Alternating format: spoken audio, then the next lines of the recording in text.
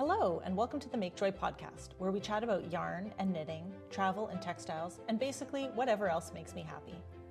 I'm your host, Alison Thistlewood, but you might know me as Champagne and Kiviot on Instagram. I'm a self-professed yarn lover, passionate about knitting and making, and have been so lucky while living here in the UK to turn that passion into a job. First working as a sales agent for big yarn and craft brands, then as a marketing consultant to designers, yarn shops, to creating, organizing, and running yarn events, workshops, and festivals, and even working as a tour manager for a craft-focused travel company.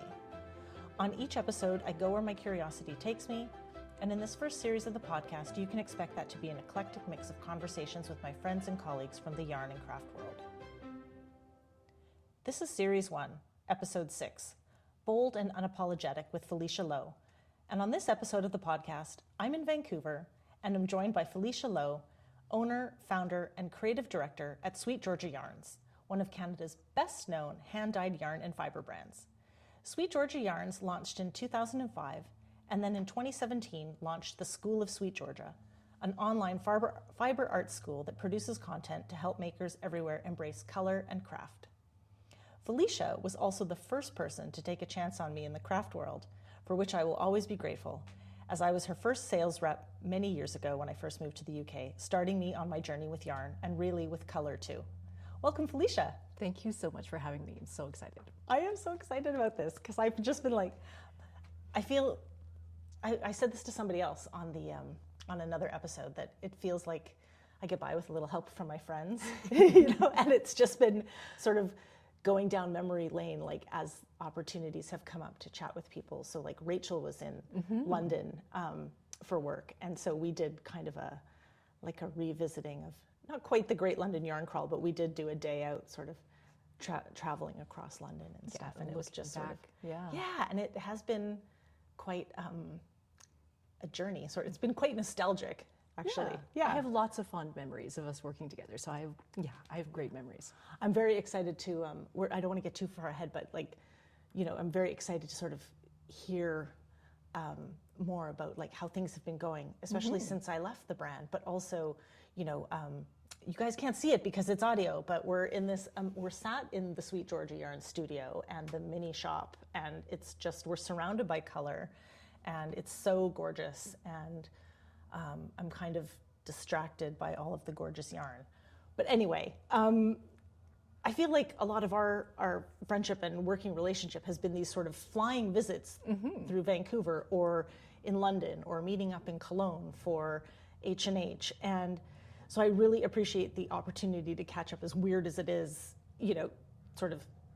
let's just do that as a podcast. Yeah, I think that this is great. I'm so glad that you're in town. My first question then is always, for people who don't know you, what is your background and how did you begin your own sort of knitting and making journey? So my background is very varied. It's really quite a patchwork, I think. Like I started knitting, like many people, I started knitting in around grade 4 is when I picked it up. I started first with crochet and then quickly found knitting and was learning knitting from, these photocopied black and white illustrations that came out of some booklet, and I was using yarn from my mom's friend's stash. Like people were just giving me their old leftover yarn and stuff like that, and that's how I kind of started getting into it. But in order to get to this point where now we're surrounded by yarn and things like that, that was quite a journey, because I knit in elementary school and then I switched to sewing in high school. In university, I started sewing a lot of dance costumes because I was doing ballroom dancing at the time. Oh my God. I was studying in pharmaceutical sciences. Those all sound so wacky and crazy because everything is so diverse. But I went to school and I studied pharmaceutical sciences. And at the same time, I was participating a lot in competitive ballroom dance competitions. And so I used my sewing knowledge to then sew all of my own ball gowns, because that was like the most expensive thing to do. Yeah, it would be, right? Yeah, and it was like learning how to do all of that. And so then when I graduated from university, while I was there, I had started making websites for the dance community. And then when I came out of university, I started getting clients, like actual paying clients, to do this kind of design work. And it kind of snowballed, and I started to go down this path of starting my own design company at the same time as I was sort of half-heartedly participating as a community pharmacist, like working in the community. I was going to as say, a did you pharmacist. ever work as a pharmacist? Just barely, barely. Everybody knew that like I had obviously other passions in other areas. And so I did both things at the same time. I worked a little bit as a pharmacist, and then I ran this design company. And because design work is very, it's less creative than you think it is, because a lot of it is, you know, being creative on demand for other people's purposes. And so there's very little sort of personal creative freedom. Well, and especially if you're like creating something to a brief, Yes. right? It's not always, you know, the idea that you would necessarily have, right? If the client is like, no, I want it this way, Yes. right? Yes. That's the box that you have to create in. Exactly. Yeah. So, you know, like I might have a client that's like working in security, and they're like, these are our colors. Please make a logo that reflects trustworthy security in these colors. And so there's just, there's a lot of too many boundaries around that kind of creative freedom. And so during that time, I started the blog, SweetGeorgia. And so in 2004, I started writing. I was like, I know how to make websites. I'll make one for myself. And so I started making this little website where I could share things that I was interested in learning about and working on. So at first it was baking bread, and then it was knitting, and then it was also dyeing and spinning, and then it became weaving and all of the things. So I love that. Yeah, when I was reviewing the some background for this episode, that was when I noticed you had mentioned 2004, and so I really liked, but then, you know, the business launched in 2005, and I really loved that you sort of acknowledged that blog as sort of the start of your creative journey. And, you know, it's been a huge journey. In fact, I think your blog is sort of how I found you initially, like way back when, because I was talking to Jordan about that, and I said, but do you remember that trip I went on to Vancouver? And this was like pre-Harrison. And it was your original studio on, what was that? on 4th Avenue. I remember you coming, and it was like summer, and you were wearing a dress. I totally remember this meeting. I remember like this tiny studio, and you had the upstairs, and I was taking photos, and just, you know, it's so funny how we get started. But I had a friend who worked at Canadian Living, and she was a big knitter and stuff, and I was like, I'm doing this sort of like road trip, and, you know, do you want like a guest kind of, I don't even know if I pitched her or she pitched me. I think you were saying that you were writing an article. Yeah, and so it was an article about sort of like yarn shops and stuff like out west and whatnot. And and I just sort of like looked you up and found you, but that was like right at the beginning, so it's so funny. Yeah, that was in and around probably that's probably around 2009. Really? Yeah, because when I started in 2005, I started in my house in my dining room. And so I was dyeing in my dining room, and then I moved to the basement of my house where there were no windows, and it was very depressing. And then it was only later when I came out and I got my first space outside the house. That was the 4th Avenue studio that came to visit. I wonder where Harrison was, 2009. He would have been 2. Like, somebody was looking after him. Like, it's very self-sufficient now. He was taken care of. He was taken care of. It's fine. It's all good. Anyway, I mean, it's been a huge journey. So tell me about the shift to add the School of SweetGeorgia. I mean, we're sort of like skipping over all the like yarn and fiber bit in the middle, but like sort of what has that been like, not just for your brand, but for you? Because I remember when it was kind of a glimmer, I think you were talking about this idea that you'd had. I think we might have been at H&H, and you were like, this is really kind of where I think I'm going. Yeah. I think 2017 is when I actually set up a Patreon and said publicly, hey, I want to start this online school and I want to build this thing finally. But I had been working on that whole idea for years before. And I don't know if you, it was probably when my firstborn, Russell, when he was a baby, I'd worked with Holly Yo on this book, and we put together a book called Tempest. And as part of that book, it was like a full featured book. Holly had designed all of these patterns. They were all inspired by sort of like water and marine and just a lot of stuff in and around. It was a beautiful book. Yeah, it was really lovely. And Greta, actually, who's now our education program coordinator for the school, she was the model for that book, Tempest. And so we'd shot all the photos in Steveston Village, like around Richmond, where we live now, actually. And it was so full-featured, that book. We made tutorials. So Holly taught a whole bunch of knitting tutorials to show the techniques that were used in that book. And the idea of like, where are we going to house these tutorials? Where are they going to live? How are they going to be presented to people? And all of that like was in and around this idea of like, how can we create a space where people can come and learn some of the things that we need to learn in order to do these fiber arts? And this was probably around 2013. I was working with an external web developer at the time because, I mean, I had just had my first baby and it was quite overwhelmed. And I was like, I can't do this website by myself. I need help. And so I hired somebody, and so they were trying to help me figure out, well, where do we put all these videos that you've made? How do we make it without weighing down the website too much? Or like, what are you trying to do with the website? Because we're also using it as an e-commerce site. It was just a lot of things. You were really ahead of your time. Yeah, so trying to sort out like, well, what do we do with all these things that we want to do and how do we present them properly? And so the idea had been stewing for years. I called it initially like it was going to be called the Sweet Spot. I'd looked into different community platforms. Then we tried to film our own tutorials here at the studio. We were like learning about video editing. We were learning from absolutely nothing. Like we just didn't know anything. And so it was only in 2016 is when I published my first book. So I published a book with what was Interweave Books back then. And so it was a book called Dying to Spin and Knit. And after this book came out, it was like teaching people how to dye yarn and how to dye fiber, how to spin the fiber that you had dyed, how to knit with the yarn that you had dyed, and all of the things that you could do with hand-dyed yarn and fiber. And so after the book came out, people were asking, can you come travel and teach a workshop and teach us how to do this? And at the time, 2016, I just had my second baby. And I was like, I'm not going anywhere. I can't go. I really, really wholeheartedly tried to do the whole traveling teacher thing. Like I took my daughter with me and my mom with me to Minneapolis to teach at Vogue Knitting. And then like a couple months later, I took my husband and my son and my in-laws all to New York so that I could teach at Vogue Knitting in New York. Yeah. And bringing your whole family so that you can bring your baby with you so that you can teach all day was very, very challenging. And I just realized, I was like, this is not the right time. This is not the right time for me to do this. I can maybe do this later, but this is not the right time.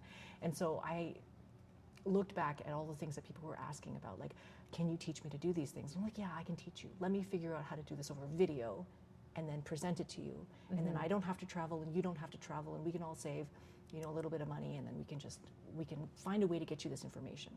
So that's where it all kind of came from. That's amazing.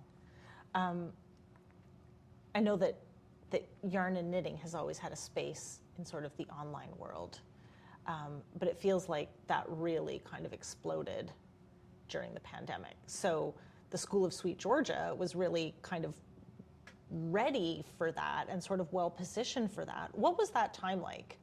And how has the School of SweetGeorgia grown and evolved through that time, and I guess since, because I assume it would have really helped kickstart even things further. 100%. So, I mean, obviously the pandemic was very, very a challenging time for so many reasons, right?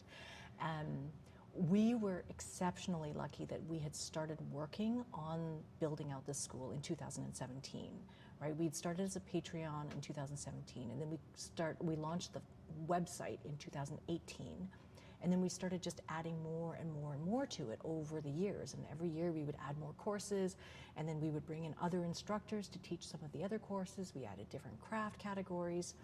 So all of that was really great, but I mean, obviously, those first few months of the pandemic, we were at home. All the kids are at home. We were homeschooling.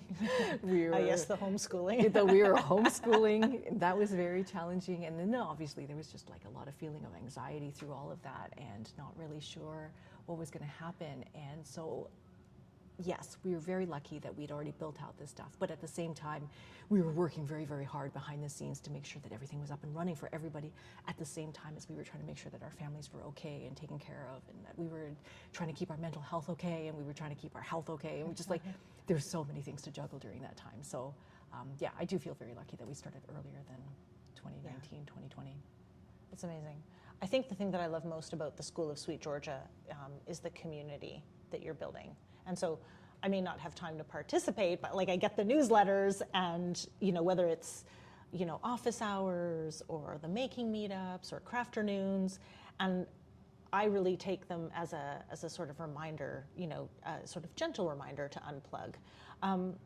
What has it been like for you, sort of building that community? And like, it's been kind of an organic process. How has that evolved? It is definitely an organic process. It's wonderful. I can just say, like, right now, it's really wonderful. Our community has evolved and changed and moved and shifted over time. Just like the technology platforms have shifted and changed over time. Like, I think back to when I first started the blog, the community was in the comments of the blog posts, because they would all come every day. People were reading everybody's blogs every day, and then they would come and they would leave comments, and we would go to other people's blogs and leave comments for them. And so that's kind of where it all happened. And then Ravelry came, and all of the community sort of moved to Ravelry for some time. And then Ravelry forums, that's how kind of people participated. And then when we started the school, then we started an online forum for the school. And so that was a great place for people to gather and share the things that they were working on, but then also like have direct contact with the instructors. So they could say, here's my spinning, how does it look? Like, is there something that I should improve on? And instructors will actually come and look at photos and be like, oh, this is wonderful, like maybe you could try this, or have you thought about this? And so that sort of connection has been really, really great. But inside the school forums, it's always been very technique focused and sort of project focused, but technique focused. So like, what are we working on? We're looking at the craft, And so recently, maybe about a month ago, we started a new community platform, something that would be able to welcome more than just the school members, but like the broader SweetGeorgia community. Anybody who is interested in participating in sort of our SweetGeorgia make-alongs or spin-alongs or whatever we want to do or whatever we want to chat about. We've created a new space for people to sort of gather and congregate. And that place has been really cool, because now we're learning about the people behind all of the crafts. It's really, really neat, because there's been members who have been members of the school for a number of years, and over the months I will see what they're working on, I'll see what they're spinning or what they're knitting or whatever. But just moving to this new platform that's a little bit more casual, a little bit more conversational, I've learned who's taking their knitting with them on camping trips, and who's taking their knitting with them on biking trips, and who has all of these other interests. And so you learn more about the people, and not so much about the technical craft things. I mean, obviously everybody's still talking about that, but you get to know people. And so that's the whole point, right? Yeah. Building a community and knowing the people that are in it, and making friends and having fiber friends, so they can have these interests and interesting lives, and then they come to you, and then you talk about fiber things, and then you get exposed to all sorts of things. I love it. I know. That's what I love about sort of stitch nights or spin-ins or whatever, because it's not just about the technique or what you're doing. Mm-hmm. We talk about knit and natter. Yes. At our place, and we're like, there's a lot more nattering than knitting, right? But that's where sort of, I think the rubber hits the road in terms of where you're meeting people, and you might not know anything about them. You might not necessarily have anything in common with them in your sort of external lives, but you all have that one thing mm-hmm. that has brought you together, which I think is so important. Yeah. I know that community is one of SweetGeorgia's core values, but so is color. And, I can't believe that, we're sitting here surrounded by color, and it's taken me this long to sort of get to that question. But you're very specific that your brand is about more than just color. So, although I think a lot of people might not as familiar, might only see the vibrant color that you're known for. So can we talk about how color changes everything, or how I guess let's just talk about color. Okay. And sort of how that is part of your values, but it's not just only about color. Absolutely. So one of the first things that like we talked about for many years, because I know that you were, repping our yarns and showing it to all different places in and around the UK. And so we had these conversations multiple times that we were not necessarily focused on being a yarn company. Like it was really important for us to be a color company. And so we're interested in colors. We're interested in the stories that colors can tell. And we're interested in sort of, like if you want to talk about like a mental health side of things, the importance of color in just surrounding you and changing your perspective and changing your mood and changing all sorts of things about how you feel about entering into the world.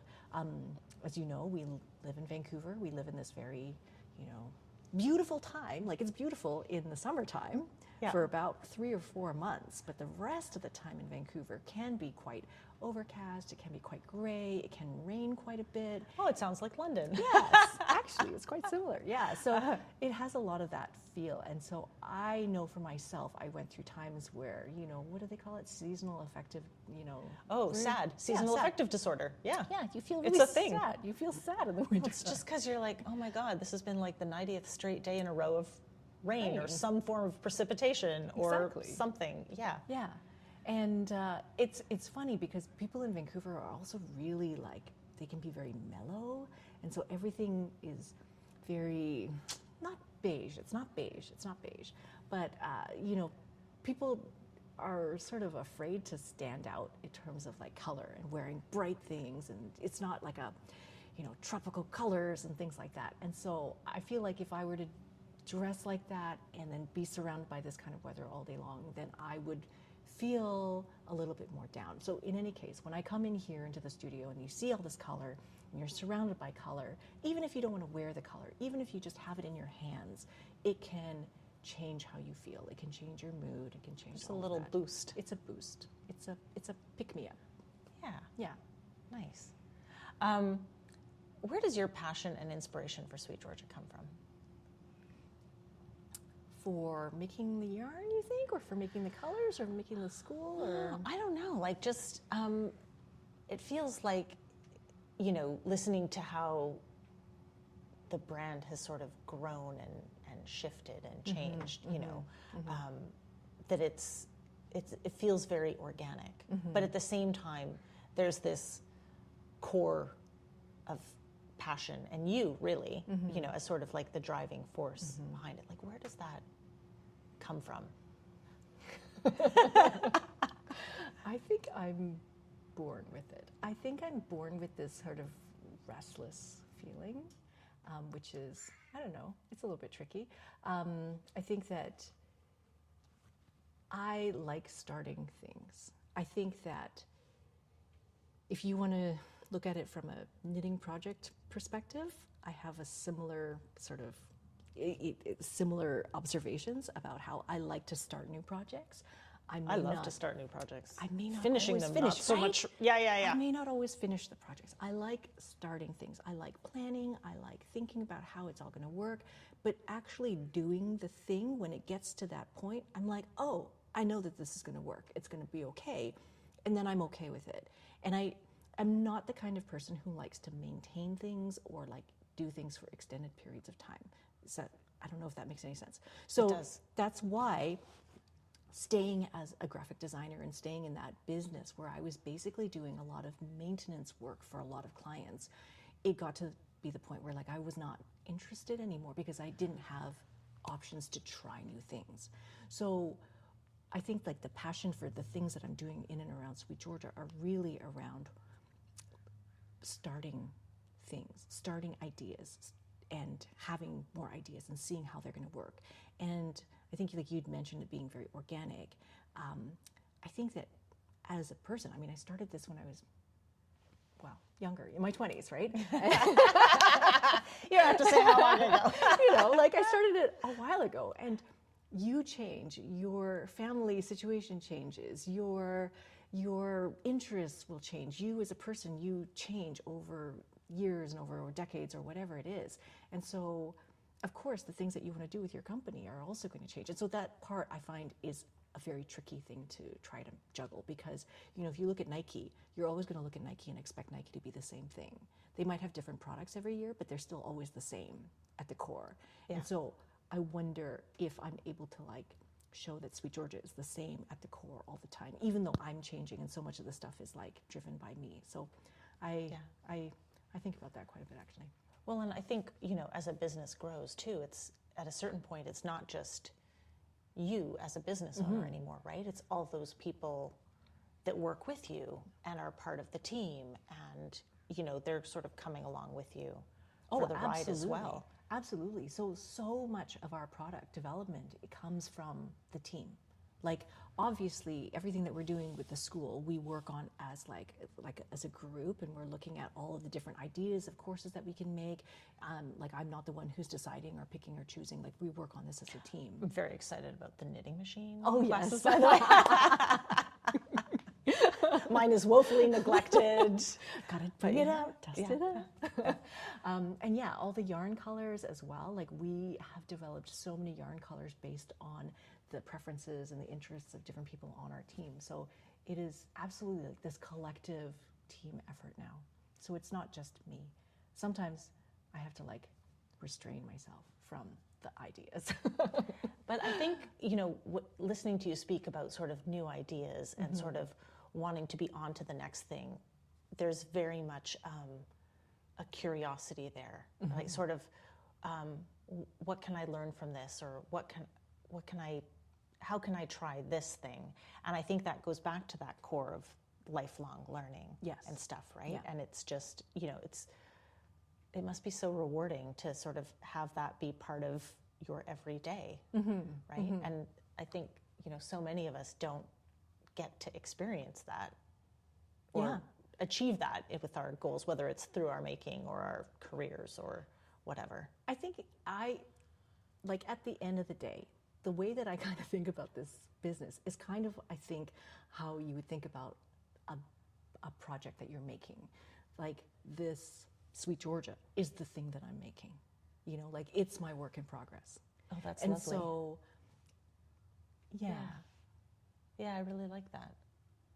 So then, do you have points in your business or your career where you wish you'd done something differently? Or if so, what are they?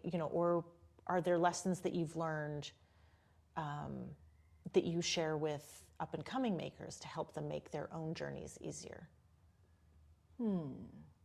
I definitely believe that everything changed when I started to bring people around me to help. Building a team and having people around you was a game changer for me. I saw so many people who were in sort of the hand dyeing space start businesses and then become super overwhelmed with how challenging it is. It's physical labor. It's very physical. It's very physical. You came in, you did a dye day. Well, here? no, and that was really important to me, as a sales rep, to at least understand the process so I could speak about it. Yeah. And that was, and I'd heard this from other friends who were hand dyers as well about how physical it was, and it's not until you try it, and I'm I don't think a lot of people, I think a lot of people underestimate how physical it is and just don't have that awareness unless they've, because even sometimes when you do hand dyeing in a class or something, it's not like we were pre-soaking all the yarn and lifting it out of buckets. And if you're in a workshop and you're making 1 skein of yarn or 2 skeins of yarn, but if you have to dye 50 or 100 skeins of yarn a day by yourself or something like that, how will you feel at the end of the day?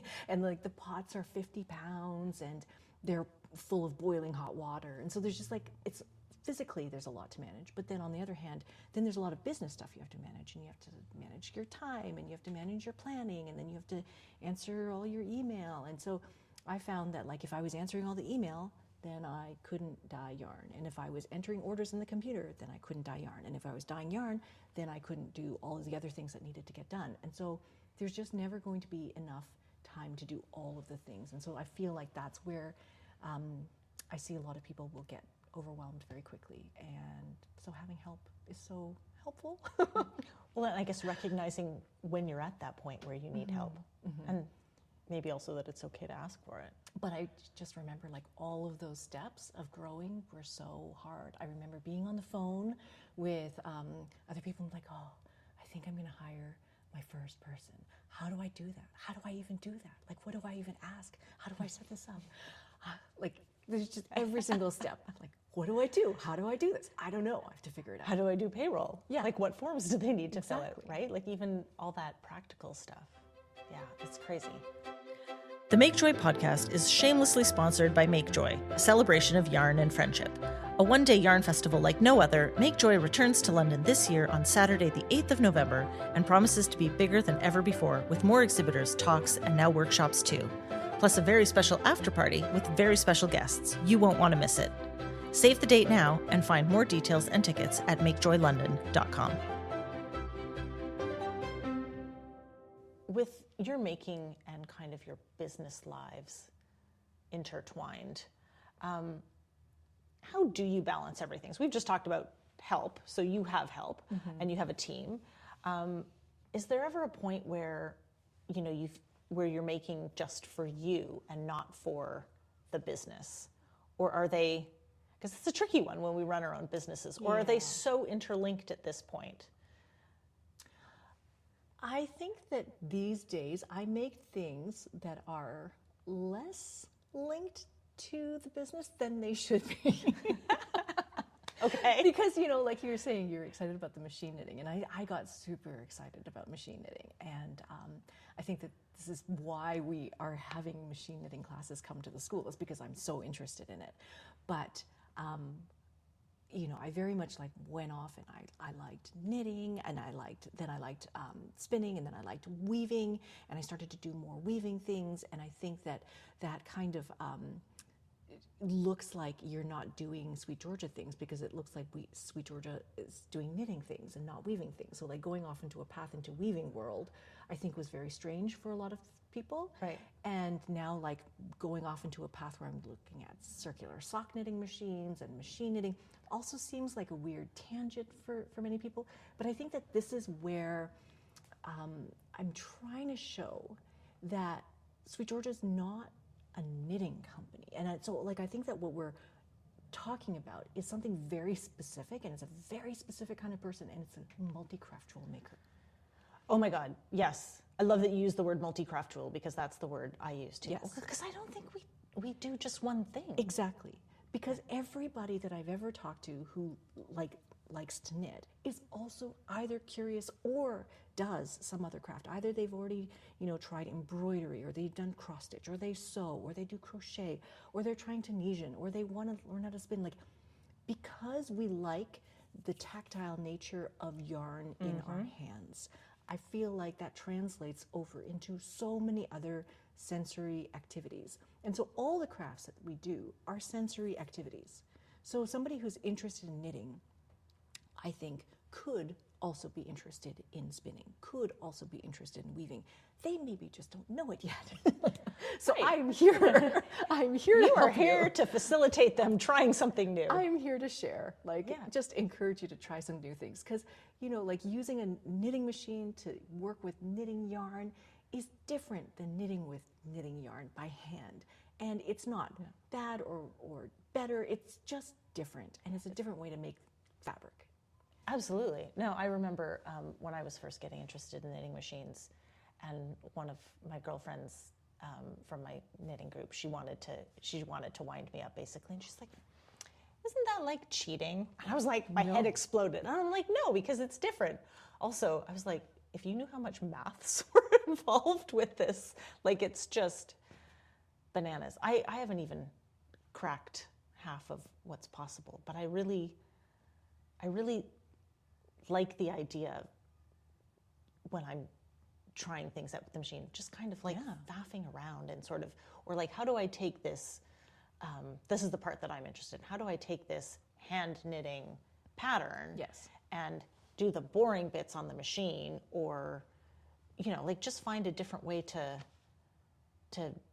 do it, or I don't know. Like, I know. it's just, So that's very much the path that I'm going down right now. I'm looking at, hand knitting patterns and then trying to break up you're taking like a 3D model and you're breaking it up and you're figuring out, well, how do I construct this in flat pieces and then bring them together? It's just, well, especially because so many things are knit in the round now too, right? And I had this conversation with somebody else about the structure of a garment, like for some of those designers who've come from fashion world or fashion backgrounds, that, a seamed garment theoretically is, from their point of view is better because it's structurally sound, like it's got the seams that carry the weight and blah, blah, blah. And, but it's not necessarily better, it's just different. Yeah. But yeah. I remember the amazing sweater that you made that had the Union Jack on it.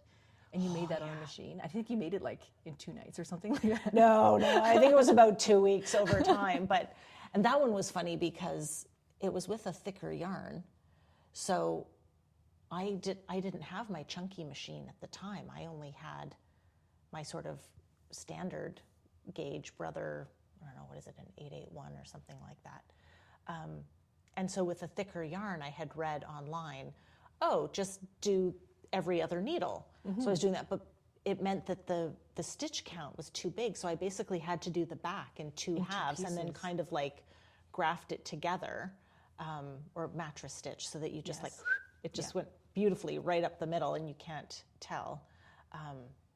But yeah, and then it was intarsia as well, which I kind of hate intarsia, or at least I did until I did it on a knitting machine, because then it was just like, you just lay the yarn across the needle and then go across with the intarsia carriage. The only part that was weird was like, you have to mirror the pattern. Because you're looking at the backside. Yeah, exactly. Yes. Yeah. So that part was weird. Once I figured out how to flip the pattern or the chart in the computer, then I was okay, because otherwise I was like, I can't think about I'm sure I would have done it for like, half of the chart, and then I would have been called away for something and then come back to it and then just gone the other way. Do you know what I mean? Yeah. I haven't knit anything in ages, but I loved doing that, and I really want to get back. Yeah, I just started trying to figure out, I'm just doing like manual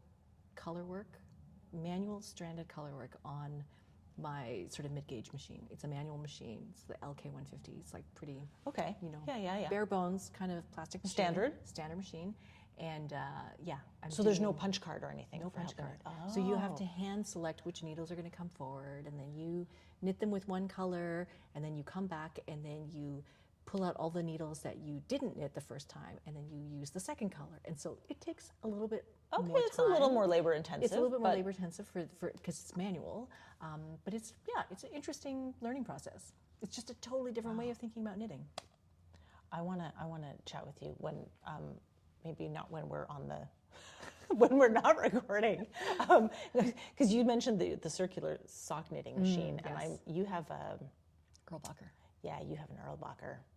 I'm like, this is like my dream machine, and I don't even know how to circular knit socks. Well, I mean, like I do, but like by hand, not with a machine. And I'm just like, oh my gosh, how long are you in town for? I know, right?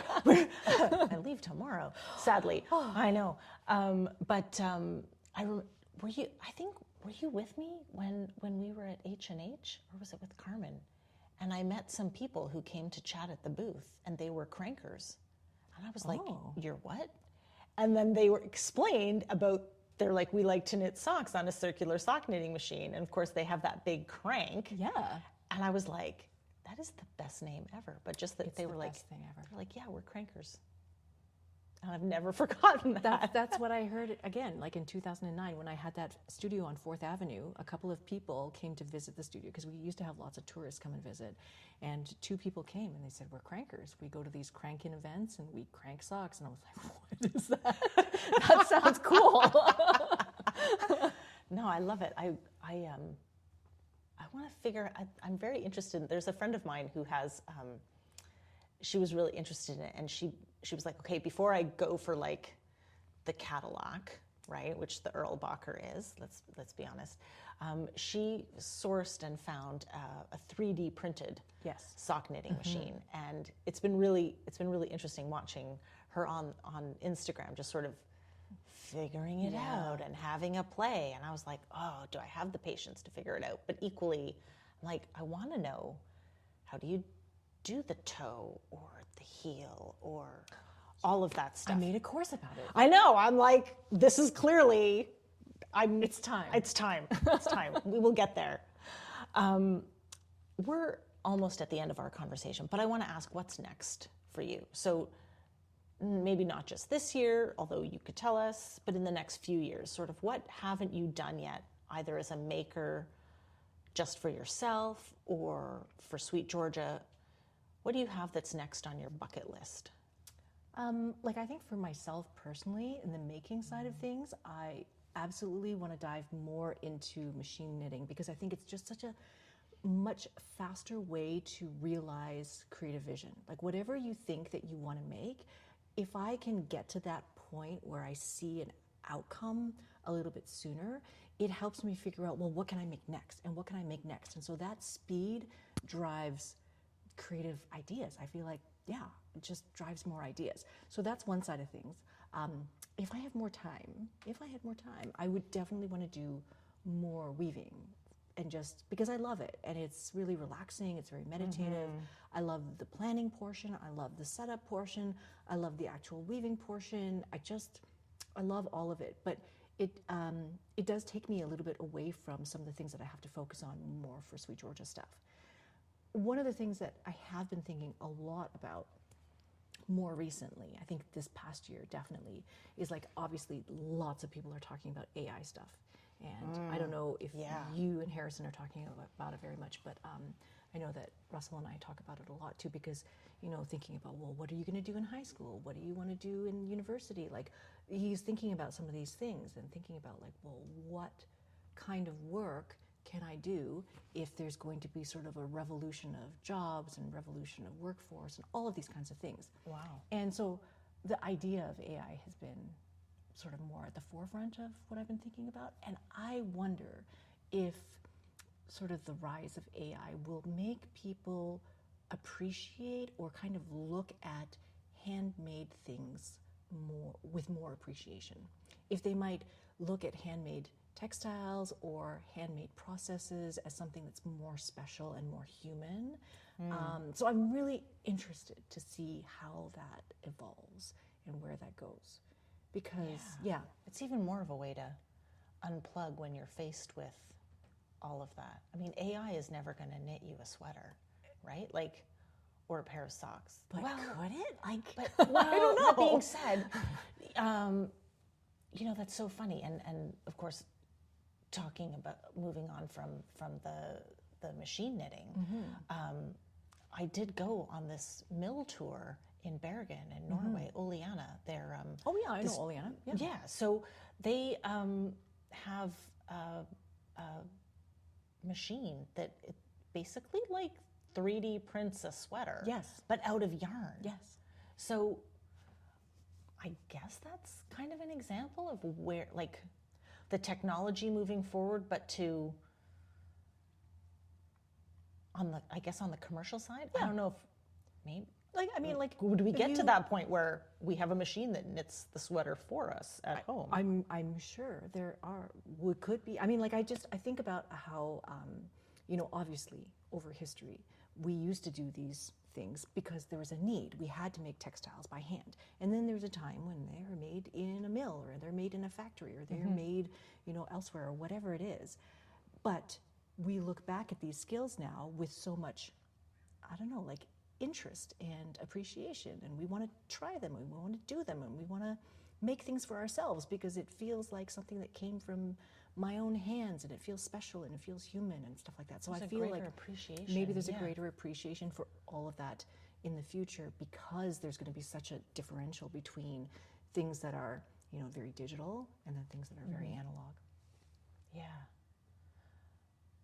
Do you ever hear about, like, crafts that are sort of like dying out because there's nobody who's sort of carrying forward that master knowledge anymore? And I always get really worried. And now I'm like, I'm a little bit stressed out about now, thinking about all the other things that could go if AI continues the way it is. but equally, I also think there's too many knitters and crocheters and makers in the world for like knitting to be a dying craft. Right. So I picked up a library book the other day, and it was a book about forgotten crafts. It was literally a book about crafts that are like that no longer exist. Yeah, and so there was things like making brooms by hand. But spinning and weaving were in that book of forgotten crafts. Really? Yeah, and it was really sad, and so I thought about that, and I thought a lot about because I've been making this course for the circular sock knitting machine and looking a lot at the history, and just thinking about how these machines were used over 100 years ago, and what has preserved the knowledge. How are we still having the knowledge today to go forward and have these skills? And same with weaving, and who is capturing the weaving knowledge and who's going to bring it forward. And these are all things that I don't want people to lose. So that's also part of the reason why we're trying to capture all of this knowledge. Yeah, absolutely. I've got 2 more questions left. This sort of the almost last one is what I've been calling the lightning round, and I've been doing this with everybody. It's just kind of fun. So don't think about your answer. Just answer from your gut as fast as you can. So, knitting or crochet or spinning or weaving? Oh my gosh. I know I threw all 4 at you. I was kind of mean right off the bat. Knitting, yes. By hand, if possible, otherwise by machine. Or both. They're all good. Okay. Favorite thing to knit? Stranded color work. Oh, nice. Good answer. That's one of my favorite things to knit too. Whose patterns do you gravitate towards? I know you're a designer as well, so is it yours or No. No, I haven't designed anything in a long time because it's really hard work. Yeah, it's a lot of work. It's a lot of work. So I think that the designer that I actually make the most projects from is Caitlin Hunter. Oh, her stuff is great. Boylan Knitworks. Yeah, amazing. Mm-hmm. Who do you credit for your drive and ambition? I guess my family. I think so. Nice. Yeah. Favorite cocktail or mocktail? Could be a mocktail. I'm thinking ginger and rye, Moscow Mule, something like that. Nice. Yeah. Worst knitting mistake? Knitting mistake? There are none. I guess worst making mistake? When I felted my woven blanket in the washing machine, that was probably pretty bad because I used 2 different weights of yarn and it shrunk in different ways, and now it's just a big puckered thing. I still use it, it's fine. But I haven't done that with any knitting projects, thankfully. It's a hot mess, but it's still keeping me warm. Exactly. So it still works. Whatever. It's functional. Frog or fudge? Fudge. Okay. Desert island yarn? Well, we have a new yarn. It's called Trifecta, and it's amazing. Wait, tell me about this yarn.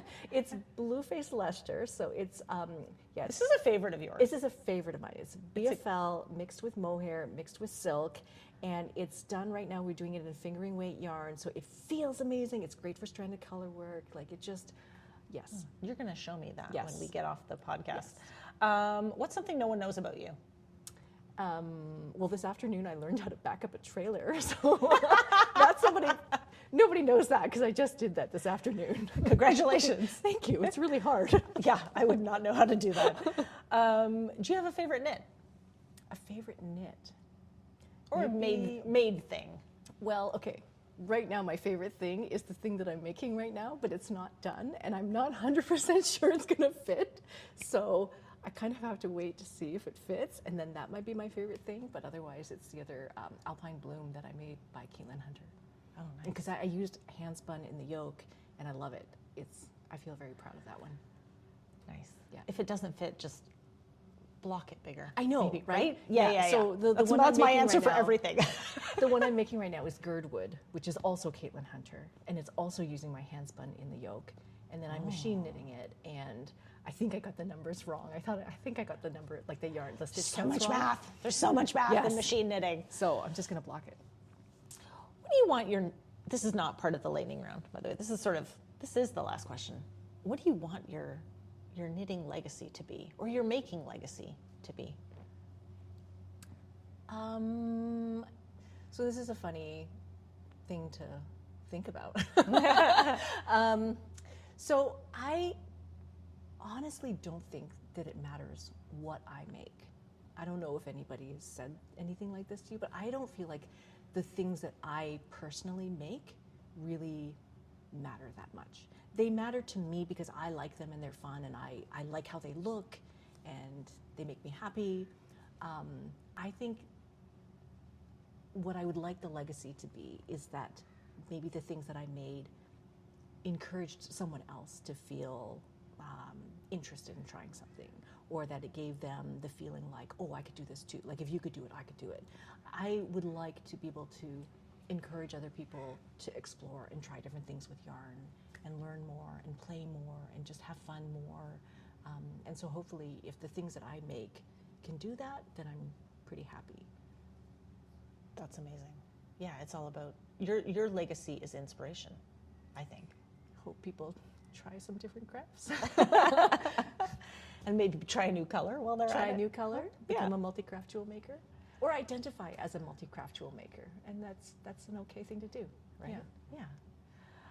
Felicia, huge thanks for coming on the podcast and just chatting about color and making and, oh my God, everything, and offering up your space for us to meet in. And it's been an absolute pleasure to chat with you today and catch up and whatnot. I feel like I'm just in awe of like everything that's been going on, and it's nice to sort of hear too how far you've come, you know, since you started, and then my little part when I was here, and then, you know, how far things have gone as well. It's been amazing. Anyway, thank you for sharing it with me. Thank you.